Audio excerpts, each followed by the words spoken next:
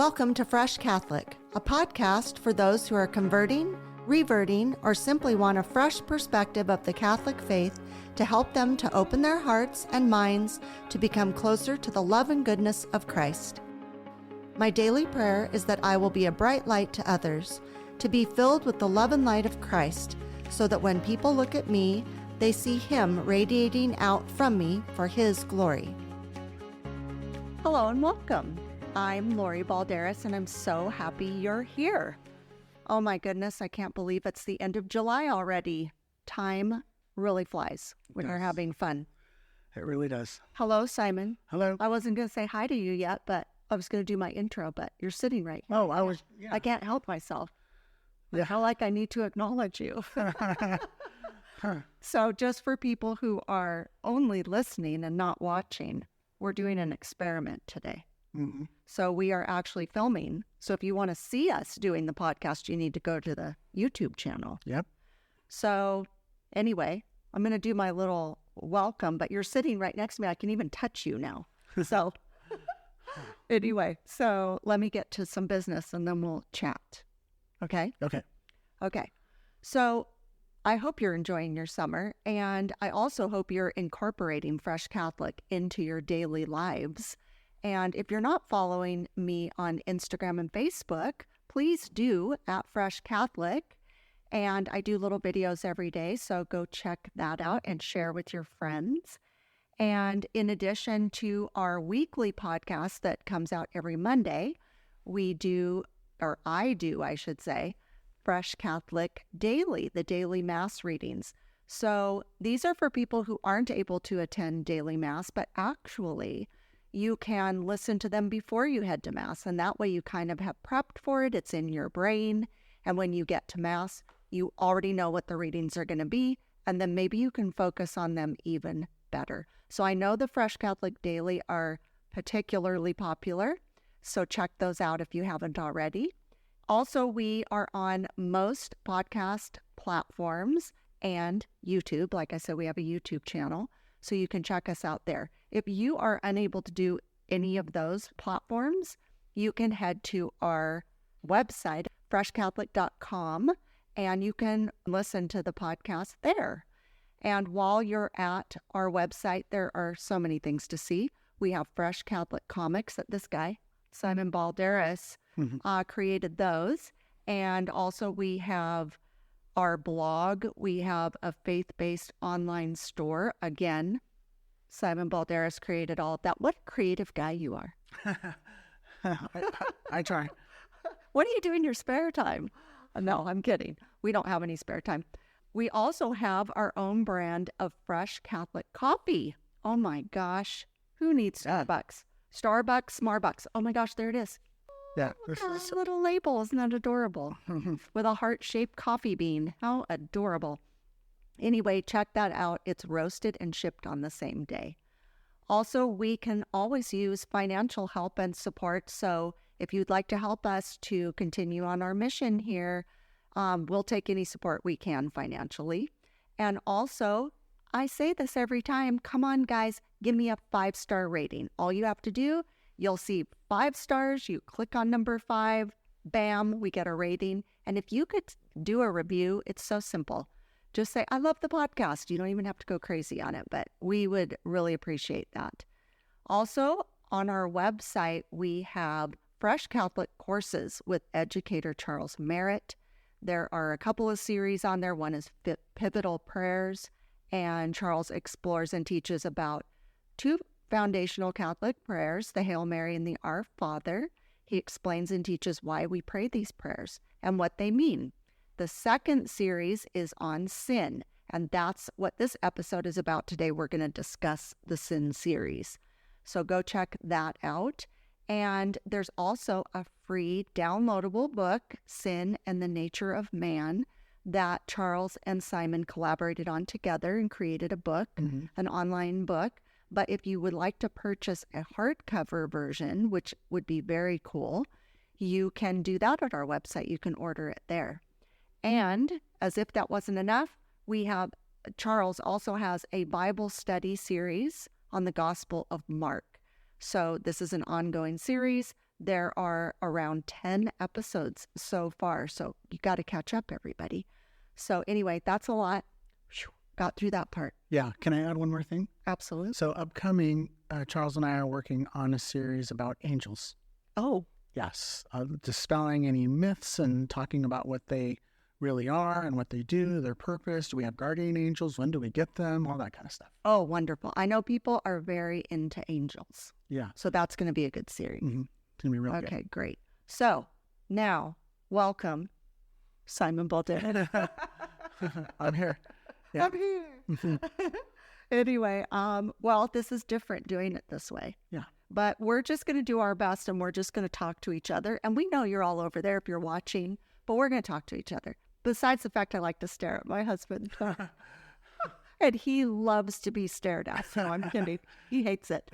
But I do it because, well, I love him. And okay. Anyway, enough about you, Simon. Okay. Okay. So we're going to talk about this sin series. Right. I am very interested in the subject of sin. Okay. I think one reason is we're all sinners, first of all. We're all in a sinner boat together. Yeah. And we are human. But some of us sin more than others.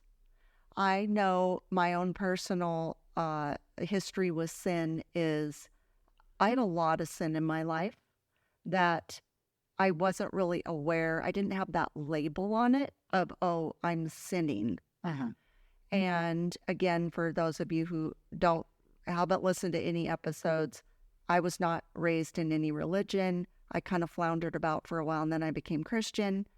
And even when I became Christian, I don't know that I felt like there was such a name for it that I was aware of that was distinguishable to me. Okay. Like in the Catholic faith, there's mortal and venial sin.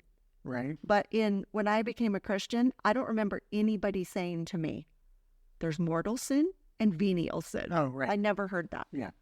I think I knew right from wrong, but I never knew sin. And there are these two types of sin and what the ramifications are. I wasn't living in that world. Yeah. Well, that's a Catholic thing. Okay. Yeah. So anyway, I'm very fascinated by sin because I used to sin a lot. And my first confession was long. Okay. Yeah. But thankfully I got my penance and I moved on not to sin in those ways anymore. Okay. But, we're all sinners and we sin every day in one way or another. Right. And so I was really interested in this series. Now, I know not only did you produce it, but you filmed it. So you were with Charles the whole way through. Right. Okay. But I wasn't. So I listened to it as a listener. Okay. Because I'm not here when you guys record. I purposely am not here. So I listened to the 4 parts. I thought they were great. I really thought the way that you guys laid it out was very doable, very digestible. He starts off, he talks about the origin of sin, like the history of sin, the origin of sin. So I think that's really good to have a background. So you're not just presenting it to people kind of cold. You're explaining like, why do we have sin? Because that's a question a lot of people have. Well, if God's so great, why did he make sin? Right. Well, he gave us a choice. Yeah. And we chose sin. And we chose to disobey. And disobeying results in sin. Or at least Adam and Eve did. And then consequently, it's Right. filtered down to all Well, of us. we inherited the original sin. Yes. Right. So anyway, I like how you guys laid it out. I think it's very interesting. In its most basic form, sin is an offense against God, and it turns us away from God. Yeah. So I want to ask you, what was your overall view as you were recording and then editing the episodes? Because then you're listening to it a few times. Right. So what was your overall view? My overall view, and this goes for kind of everything that Charles teaches, is he really paints a very clear picture about the topic and subject that you're listening to or that we're studying about. So the clarity is probably the biggest thing that rises to the surface. And then also, for me anyways, Charles has a personality. It's a really energetic, kind of funny personality. The way he puts things and juxtaposes ideas and concepts, it even makes it more clear. His anecdotes that he uses are very real world, present day kind of anecdotes so that they're relatable. And so I think that you got the education about the sin, but you can also relate to it and see how it applies to your own life. So that's my overall. Yeah, I think that's an accurate view of him. Mm-hmm. And I do think he's so educated, and he does these classes, at our church, Mm-hmm. or actually at St. Bonaventure High School next door, but with a lot of our church members. And he, so he's very equipped to do this. Yeah. Because this isn't just him walking in here and he doesn't know what he's talking about, and he's never talked about it before. Yeah. It certainly isn't that. No. So this kind of, correct me if I'm wrong, but I feel like this is a more condensed version of what he teaches during the classes he does. It is. He does go in deep, but the fact of the matter is this could be a year-long course, honestly. Right. So it is an overview, but it's also it really hits the high points, the important factors. And I think that's a good takeaway for anybody because not everybody has 6 months to devote to a course or a study thing. Right. So this gives you a really kind of cursory overview, but again, in depth and very, very good examples as to the why, when, who, where, and what. Yeah. And then I thought the other thing I thought was really interesting is that originally we had said, okay, so we'll do this in 4 parts. They can all stand on their own. You don't necessarily have to listen to all of them in a row. Let's say you didn't want to do that. They can stand alone. However, I'm going to really encourage people to listen to all 4. Yeah. Well, he does give a review of the previous lesson at the front of each episode. Mm-hmm. And then just so if you're in that case and you haven't watched any of them previous, then you'll get an understanding. But if you really want to kind of hang on to the concepts, I recommend that you watch it from, episode 1 through 4. Yeah, I agree. So maybe you already answered this question. If you did, it's okay. Mm-hmm. What did you like most about the series? Well, when Charles and I talked about doing that series before, I want to say that I had a kind of a mild trepidation because I feel like I have a pretty good handle on sin and how you commit it. What does that mean? Yeah. But I thought, I wonder if he's going to reveal something to me. Am I going to learn something that, like you said, you were sinning and you didn't even know it before? And I was thinking the same thing. I wonder if he's going to uncover something that I've been doing that I really need to change. Yeah. And so I wasn't, scared, but I was like, well, I'm open, let's see what happens. Yeah. And what? Okay. No, I didn't. I learned a lot of things, but I am not sinning any more than usual. Okay, good. Yeah. Let's get because this would have been really, really something if right here on our podcast you revealed something to me. I also, in terms of the small. I have all these witnesses. The venial sins. You might think, oh, they're no big deal, but they kind of are because they kind of add up, especially if you do them over and over and over again. And that doing those sins, it still separates you from God. You don't experience the fullness that he wants you to. That's why if you do have those venial sins, go to confession and get rid of them. Right. And also I would say after watching and listening to his series, I would say it's also really good to go to the catechism and look up the sin chapters or whatever, because it's very clear. I was joking, not joking with Charles after he recorded the episodes, and I said, sometimes I'll think, oh, is that a sin? And I'll go look it up in the catechism. Right. And if it's in there, I go, darn, it's a sin.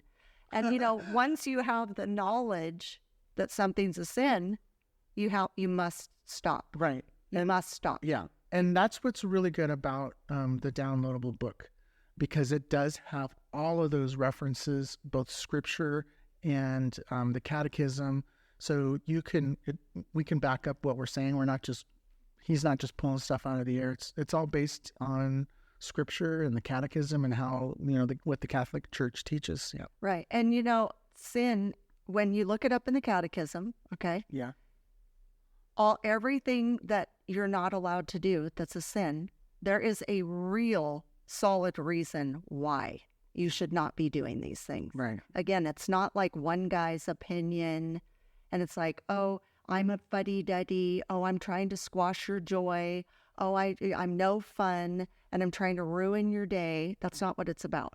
Right. It's that they damage your relationship. They turn your gaze, as I say, your gaze away from the Lord. You turn your head, you turn your mind, you turn your soul away from the Lord, and something else becomes more important than your relationship with Him. So you have to be really mindful. I mean, there's been things I've given up that are like kind of in the scheme of life, maybe a small thing, maybe a venial sin. But once I've had the knowledge, I'm like, oh, well, I'm not going to do that anymore.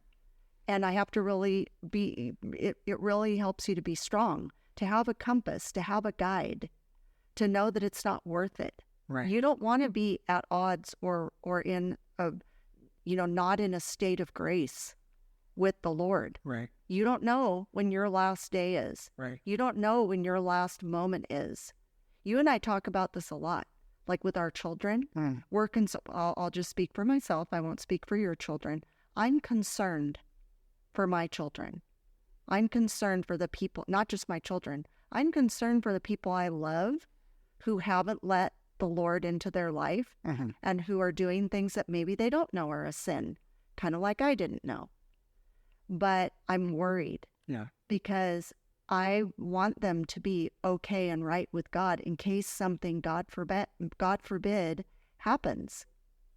Yeah. It's very scary. It's very serious. And people can just brush it off. Oh, I'm fine. I'll just see what happens. I'll let whatever happens.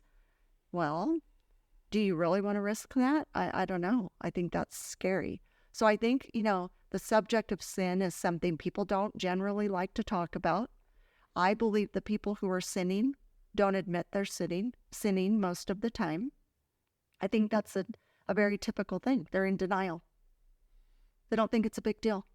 Okay. I think the people that are really right with God, I put up the sign for confessions. I see the line of people. I'm thinking, good for you people. You're here. You want to make it right. Good job. There's nothing better than a long line of confession. I mean, maybe the priests don't feel that way, but I think they do. Because that means people want to make their life straight and right with God. So, there's a lot of people I know that are really concerned about that. But there are many more even that don't. They don't think I don't think they think they're sinning. I don't think they think anything's wrong with what they're doing. I don't think they understand what's going to happen when something bad happens to them. They die. Uh-oh, I'm not right with God. Oh, life, right? Yeah, we have a little mascot running around. Yes. Started barking. Mocha, the fresh Catholic mascot. She's like a doorbell. She's like an alarm system. Anyway. Okay, so maybe you answered this. I don't know. Was there anything you didn't know about sin that you learned? I think just the way that Charles he puts things really makes you kind of self-evaluate. So I learned things about myself and what I do. And overall, it really encouraged me to think about purity and striving for purity.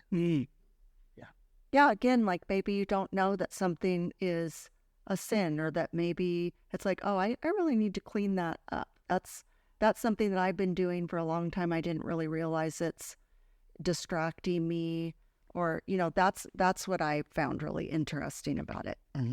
Okay. What do you think is the biggest misconception about sin? That you don't need to go to confession to be absolved of your sins, that you can just lay in bed and say, I'm sorry, God, and he just forgives you. I think that's a big misconception, especially with the Catholic faith. I mean, that sacrament is a requirement. It's important to cleanse yourself. So I think that's a big misconception, and also a big divide between Catholics and other Christian denominations.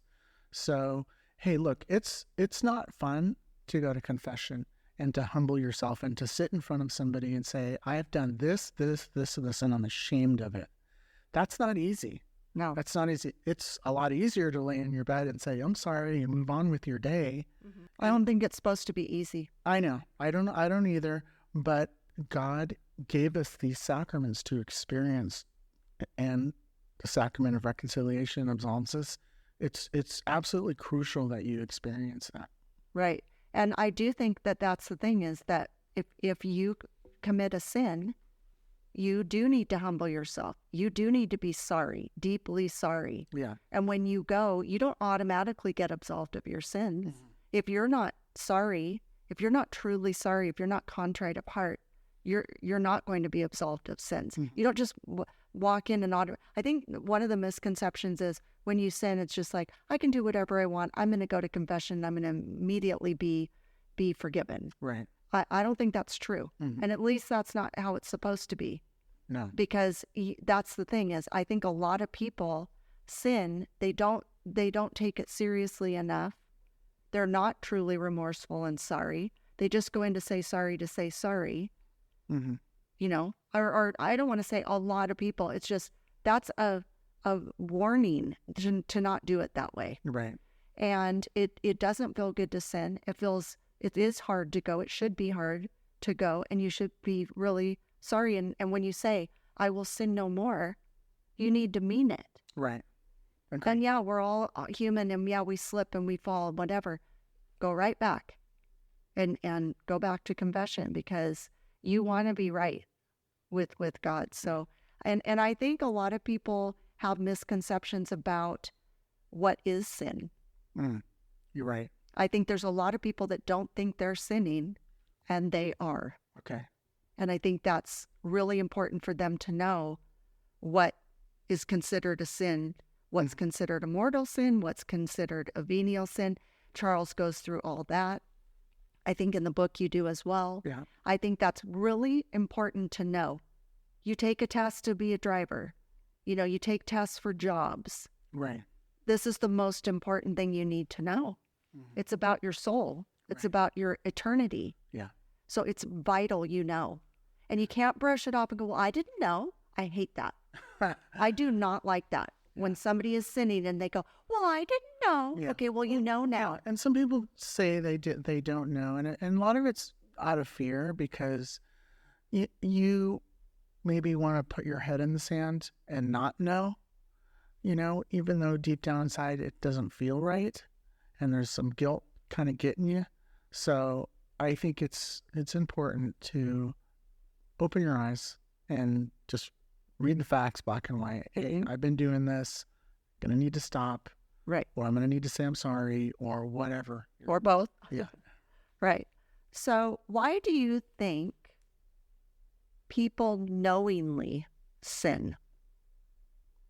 Let's say they know. They go, okay, I looked it up in the catechism. Yeah. I know what is a sin, and I'm going to go do it anyway. I think there's so many factors and reasons that might happen, but I can give you maybe one. Mm-hmm. And the main one that I think is that just people can't stop themselves. For example, maybe they're doing something to their bodies. They're harming their bodies in smoking cigarettes, for example. They know it's not good for them. They know that it's possibly causing them cancer, and they do it anyways. And they're addicted to the nicotine or what have you, and they're drawn to do it. And even though they say, please help me stop, and they go ahead and do it. Even Paul says, why do I do the things that I hate and I keep doing them? Mm-hmm. You know, he gets upset at himself. It's human nature to I think, kind of take the easy route. Like, I'm stressed out, I need a cigarette,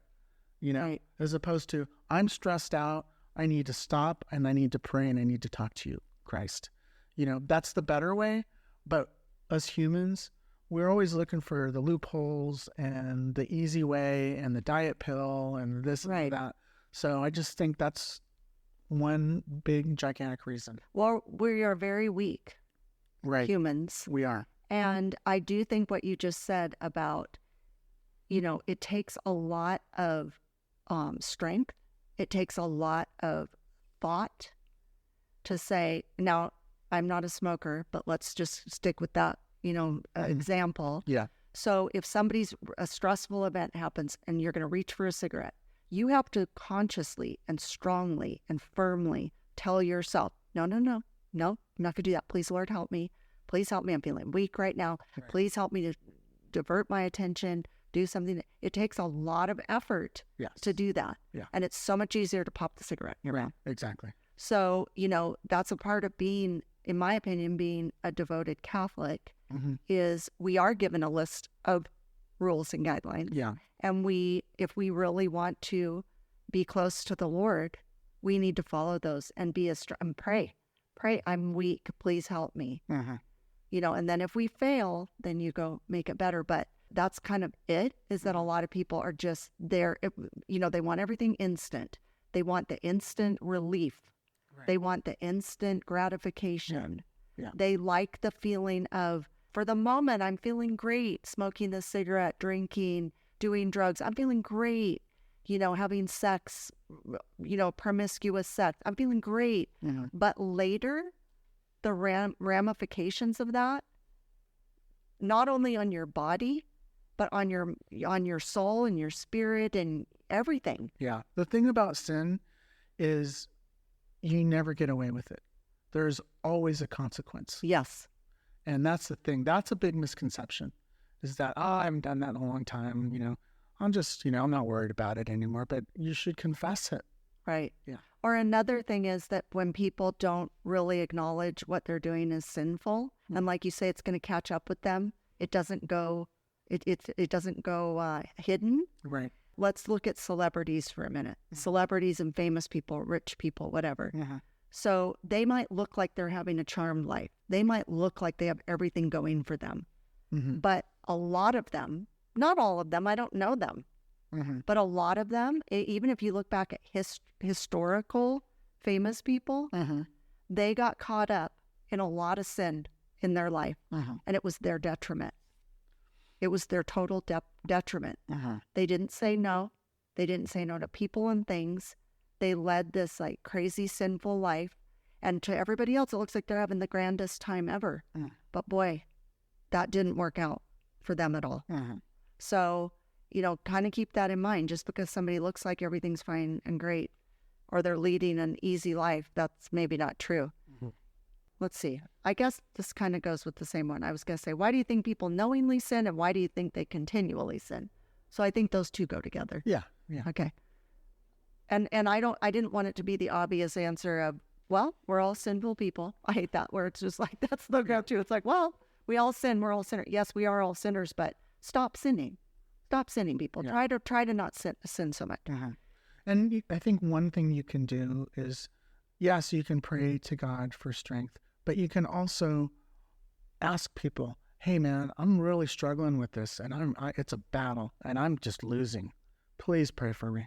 I think that really helps, and pretty soon you have a whole group of friends that are praying for you, and before you know it, it's not a struggle anymore. Right. And also on the flip side of that, if you are engaging with a lot of people that are involved in sinful behavior, distance yourself from them, because they're drowning and they're pulling you under. And I've had to give up friends for doing sinful things, and I love them, but I can't be a part of what they're doing in their life. Right. Because what it's doing is, to me, I would think God's looking at me and going, Lori, you love me and you want to be with me. You don't want to go down that path. I can love them from a distance. Yeah. But I can't be involved with what they're doing, because you know how they say that the company you keep? Right. Yeah. No, it'll pull you down for sure. I think that when you are with a group of people who are doing things that you shouldn't be doing, it's just going to kind of turn into a vortex and pull you in. Before you know, you're doing the same thing they are. Well, yeah, and that's what's happened to me. So I was going to say, we both have admittedly sinned, mortal sins even. Mm-hmm. Like we both admit to that. And I'm wondering, how did you feel after committing those sins? I know we talked about this prior to the episode, and I was saying, when I sinned, like mortal sins, before I was Catholic, Yeah. I don't know that I felt sorry. I didn't really know. I don't know what I felt, but I did them. I didn't like really think, oh, that was a sin and I shouldn't be doing that and I feel bad and what do I do about it? I mean, I think eventually it all caught up with me for sure. Yeah. Yeah. So when you are dealing with mortal sin and you're well aware that doing a certain thing is really a bad thing, it's going to separate you big time from God. You're not going to be able to receive communion, and there may be other consequences that hurt other people or what have you if you're stealing or lying or having an affair, whatever the thing is. It's kind of a process of justification. Yes. And there's this line that is really drawn in the sand. And if you cross it, you've gone too far and it's over. And I think, unfortunately, people get as close as they can to that line. A lot of people get before they take the plunge. They may have a flirtatious relationship with a coworker that they shouldn't have because they're married, and they're real chummy. And then before you know it, they're like, "Hey, you want to go out to dinner, grab something to eat? Oh yeah, sure. Hey, you want to go see a movie?" And they get as close as they can to that line, and then a mistake happens. And that, I think, is what kind of the process that people do. Because first, you have this thought and knowledge of what is right and wrong, right? Yeah. And then you start entertaining it in your mind. And then you start getting real creative and start imagining it and the pleasure that it might bring you and all that kind of stuff. And then when you're up to that line, you're going to be so weakened by these thoughts that you've been entertaining in your brain. You might just dive headfirst over that finish line, or that line that's been drawn. Right. As opposed to, I've been really struggling with this. I've been praying about it. I'm struggling. God, please take this temptation away from me or what have you. And if you get to that point, you might have some strength to take you away. And, God says, flee. I'm gonna paraphrase because the real line is a little bit different, but flee from immorality. The real line is flee from sexual immorality. But I think fleeing from immorality it's across the board. Right. Flee from sin, the idea of sin. Run as fast as you can. Do a complete 180. Well, and that's Satan is tempting. He is putting these thoughts in our heads. He is, he's the snake. He's like slithering through the garden, and he's coming and telling you lies and telling you things that just aren't true because he wants you to sin. He wants your life to crumble. He wants you to everything to just implode. Yeah. And the justification comes, he tried to make Christ justify his sin when he did his 40 days in the desert, when he was standing on the cliff and says, you can have all of this. Right. You can have all of it if you just bow down and worship me. And he's hungry and starving, but he had strength because what he was doing when he was in the desert was he was praying. Right. He was meditating on God's word. He was communing with God. So when Satan came up to him and said, you can have all this and you can do this and I'm going to grant you all of this, he had the strength to say no.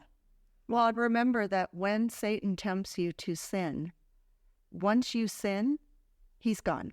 Right. He's won and he's gone. But when we're on our way to sin, God is right there with us. He wants us to stop. If we pray to him and ask him to help us in that moment, he will. I've done that. I've said, please help me. Please help me. Please stop me. Please help me. And he'll help me because I'm asking him to. Right. But if you don't ask, Satan walks you right off the cliff and then he's nowhere to be found. Right, exactly. It sounds simple, but it is hard. It really is simple. I mean, is seeking to destroy.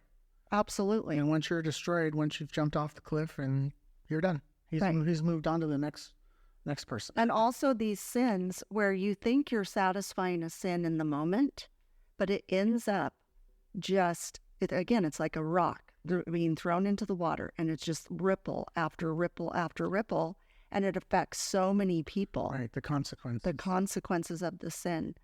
But anyway, I know since I've been Catholic, and again, now I have a compass, now I understand right from wrong, I still screw up. I still sin. So typically, I have instant regret. If something happens and I'm sinning, compared to how it used to be, where I go, I don't even know if that was a sin, or I'll try to justify it, or I'll just, push it off. And maybe years later, I'll think, oh, you know what? That wasn't okay. Right. Like now it comes to me, I'll think about stuff I used to do. That's why that first confession was so important, because I had a lot to say, and I got that off my back.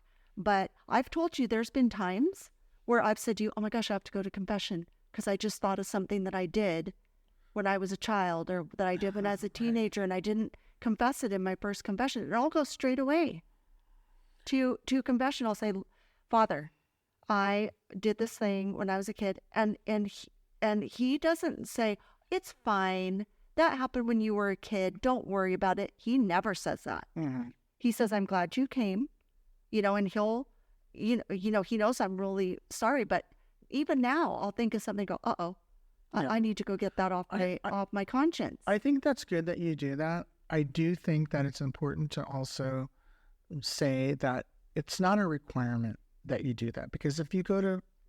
Why not? It's not a requirement. If you go to confession... Well, I want to go. Okay, that's great. I think it's important. I don't think I could move on knowing that I hadn't confessed something. Okay. Because you're supposed to confess everything. I know, but when you go to confession and you put it all on the table, and you listed, I don't know, let's say 15 things you did wrong, and the priest absolves you, and you really searched your brain and your heart, and that's how you should enter into confession. That's great. And you come out, and a week later you go, oh my God, I forgot. Yeah, and then you go back. I'm just saying, you can go back. It's not a requirement. God already washed you clean. I don't know if I agree with you on that topic. I'm dead positive on that. Okay, well, I don't know. Yeah. I think anytime you sinned, you should go take care of it. Right. I'm just saying, when you go to confession, once you confess a sin that you did in the past, you don't have to confess it again.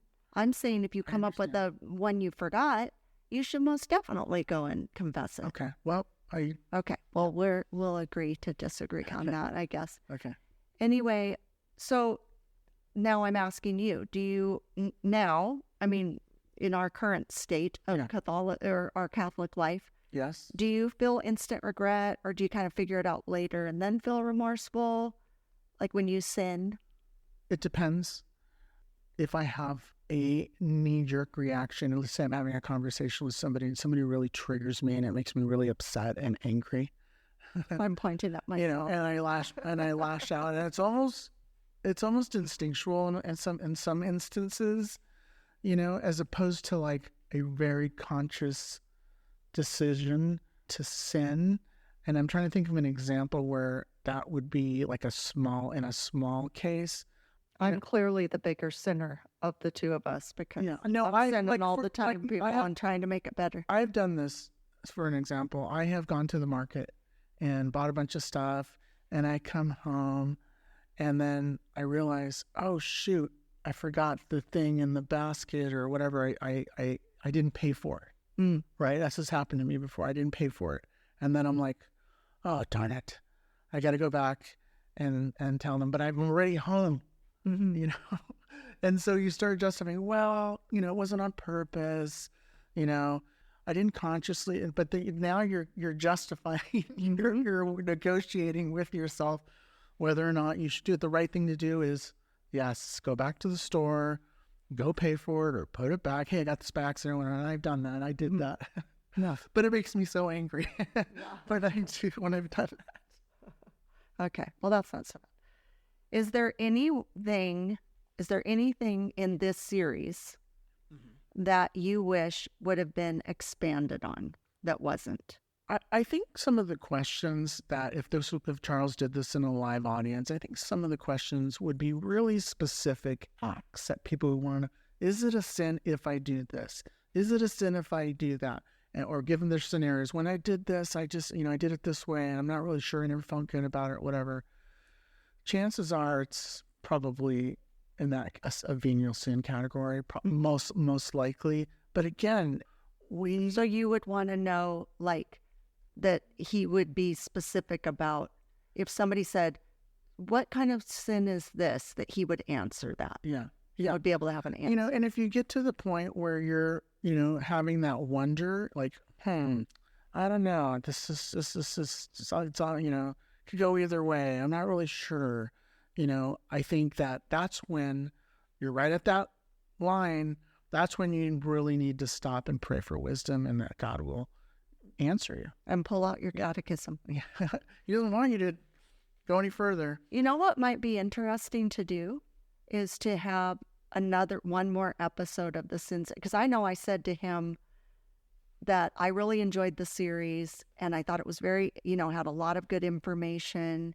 And I said, I asked him if he felt it was, a good overall view, and he said, oh, I could be doing this series for a whole year. Yeah. And I think sin is a big topic. But maybe there should be an episode where he has questions that people have asked him and he can answer them. Like, what's that called? FAQs, frequently asked questions about sin. Maybe that would be an interesting that would be addition. Yeah. So anything else that you can think of?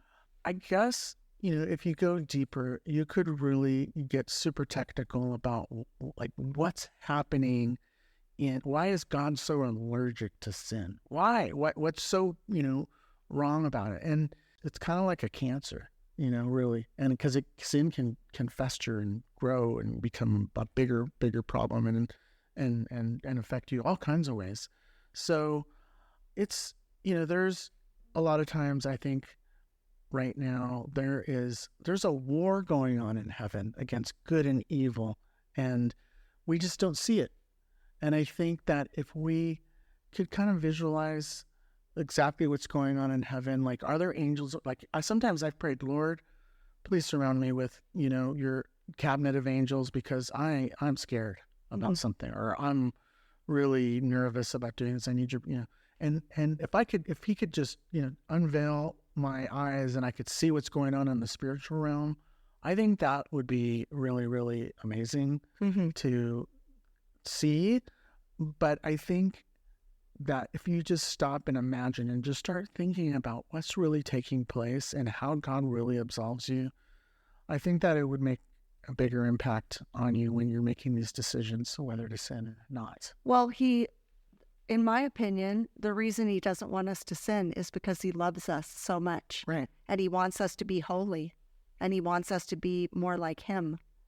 And it's like when your children are sinning, it's hard to watch your children sinning because you love them. Yeah. You don't want them to hurt themselves. Right. You don't want them to hurt other people. Right. You want them to be pure and beautiful and clean. And when they're not, you still love them. But that's how God feels about all of us. We're his children. So you don't want to see the people you love making bad choices and decisions that are going to hurt or kill them, or hurt or kill others. Right. Because that's what sin does. It's just a disease. Right. It's a cancer, like you say. It's death. Yeah. It's death to physical and soul, and it's very serious. And I think a lot of people just brush it off, and they just don't think about it in the right terms until it's too late. Right. Yeah. And that's really sad. Yeah. So, you have to have this conscience. You have to ask God for help, because we are weak. But it's our, my relationship with Christ is the most important thing. Yeah. And I'm not saying I don't sin, but when I certainly start to slide or something, it's not worth it to me. I don't want to lose my relationship with him. There's nothing more important. Right. So that's a good way to think about it. Mhm. So I'm just going to really encourage all of our listeners to go watch the Sin series on YouTube. And wait, it's not on there. Yes. Oh, yeah, it is. Never mind. I'm so confused. I have so much in my head. I'm sorry. You can go watch and listen on YouTube or our website. So I encourage you to do that. Download the book. It's beautiful, has beautiful artwork. It's just so magnificent. That's why we are offering it as a hardcover book, because it is worth purchasing and having in your hot little hand. Yes. Yeah. So anyway, go check all that out. I hope that this episode, our premiere episode on YouTube where you can see us, has been enjoyable. We'll get better and better, but has to start somewhere. You have to start somewhere. Yeah. So thank you for coming today. Nice to see you, Simon. Thank you. Okay. Nice to see all of you. Nice having you come and listen. Thank you. Love you. Bye. Thank you for joining me today. Now go out and be a bright light in someone's life. And remember, be focused, be faithful, and be fresh. Fresh Catholic is produced, edited, and recorded in Ventura, California.